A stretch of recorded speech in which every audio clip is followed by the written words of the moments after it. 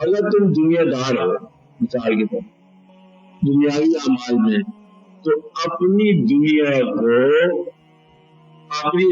के हासिल को अल्लाह ताला ने बताया ना, अपनी दुनिया के हासिल को अल्लाह की राह में खर्च करने के लिए तैयार रहा करो।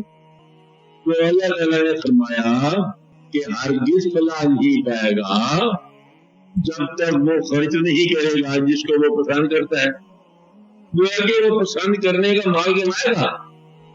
अब अल्लाह की राह है, इस माल के जरिए क्या है, इसको अल्लाह की राह में खर्च कर दो। ऐसा अगर नेक रास्ते में चला जाए तो कुछ हद तक वो अमल कंट्रोल हो जाता है, कुछ हद तक उसकी इस्लाह हो।